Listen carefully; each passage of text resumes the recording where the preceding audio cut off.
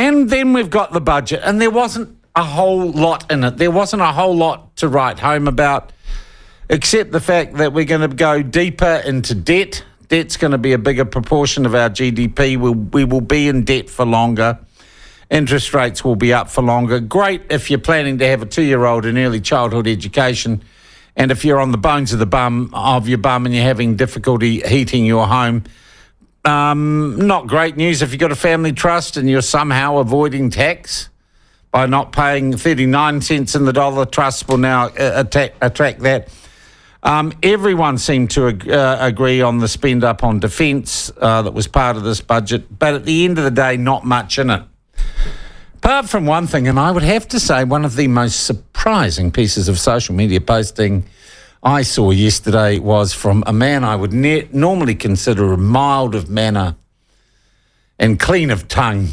But Eric Crampton texted yesterday, Eric Crampton, economist from the New Zealand Initiative. I think it was words to the effect, for F's sake, they're funding video games. And it drew my attention as being perhaps the most passionate thing I'd seen come out of the budget discussion yesterday. So to find out what it was that drove the normally mild-mannered Eric Crampton to make such an expletive-laden social media post, the man himself joins me on the line now. Eric, what was all that about, mate? Oh, yeah, we've been getting... Well, it's really weird, right? So about a year ago, we started hearing noises about, well, maybe there should be a video game subsidy. And it seemed kind of nuts. So other countries do subsidize their video game makers the same way that New Zealand subsidizes its filmmakers, and other countries subsidize their filmmakers. And these kinds of games are a bad deal. So there's a very well-established literature on film subsidies that show that these things don't really improve economic activity. They are transfers to the film companies, and they are bad for the countries that provide the subsidies. A colleague of mine from grad school, Charles Bradbury, does a fair bit of work on this, particularly around Georgia, the state of Georgia's film subsidies in the U.S. There's no reason to expect any difference in outcome with video game subsidies. So this started ramping up.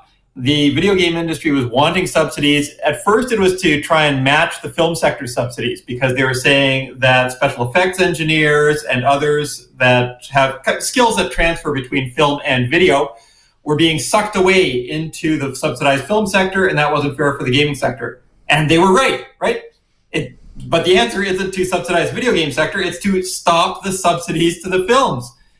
Taxpayers hemorrhage money out of this all the time. They always show up as a risk in the fiscal account. So we are subsidising get this straight.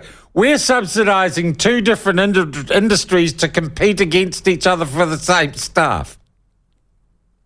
Well, yeah, and to compete against the Australians. So it really came to a head with Australia ramping up its subsidies to the video game sector. And here I really do feel bad for the video game sector. You hear very credible stories of Australian companies coming over here and offering at least matching salaries. Say, we're going to pay you anything that you're making here, plus we'll cover all your relocation costs. And oh, by the way, the cost of living is a hell of a lot cheaper in Australia. And if you're not in Sydney, you've got a lower housing cost relative to income than Auckland. So it's a pretty enticing proposition. But it's like the old movie War Games, right, from the 1980s. The only winning move is not to play. Australia has a lot more money than we do.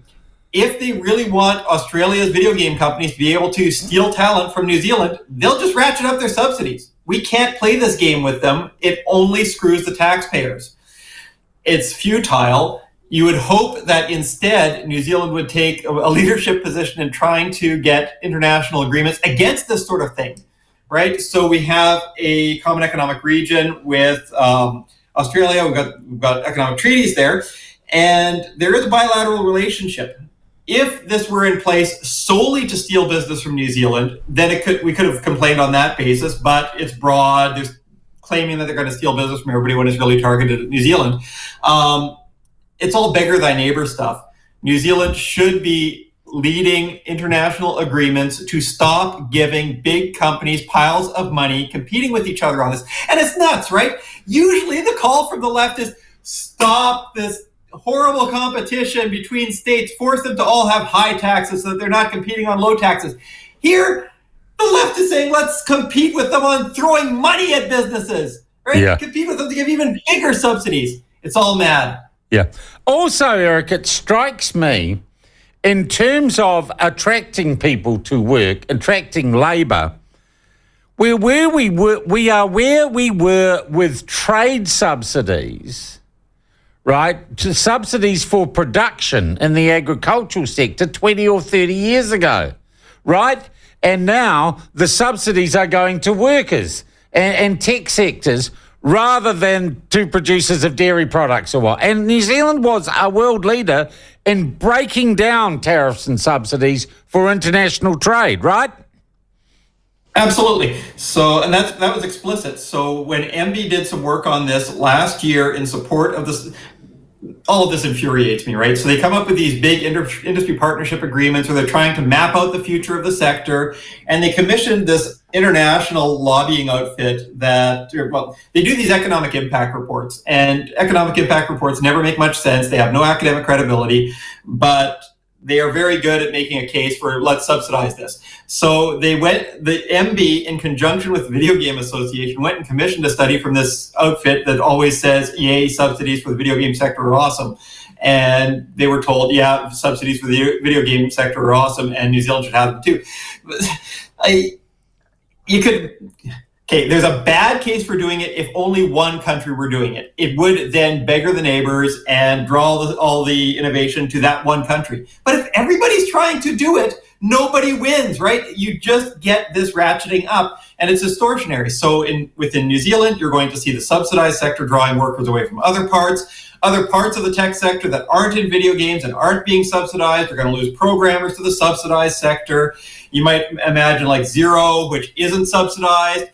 They might have more trouble getting staff if it's getting sucked away by the subsidized sector. It's nuts. Yeah. Overall, then, and I do. Okay, so now I can see why you swore on Twitter. Overall, looking, I used X's. Yeah.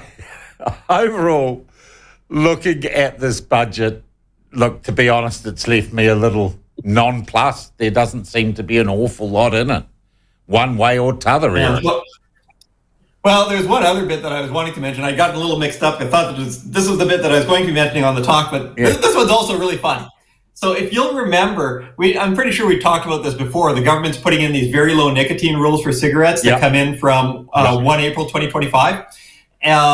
Those rules, if you look at the amount of nicotine in a standard cigarette compared to the very low nic ones, it's like having a 0.2% beer, okay? Yep. So it's forbidden to have beer that's more than 0.2% alcohol for cigarettes, but the Treasury accounts have no change in tobacco excise revenue when this hits. It's a cigarette burn in the budget.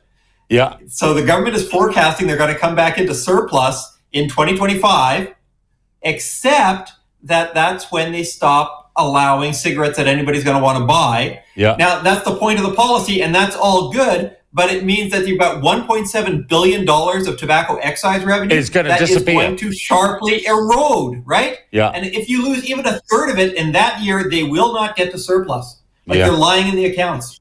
I hear you absolutely. The other thing that's being said by opponents, Eric, is that this will keep interest rates higher for longer. Is that true? Yes. Yeah. How much longer? How much? And has it extended the recession? Well, you'd have to look at the Treasury figures on that. I don't have them right in front of me right now, but they were saying that it will mean that interest rates will be higher for longer. But this is just standard drill, right? And to me, it depends a little bit on how much the Reserve Bank was expecting that Robertson would do this.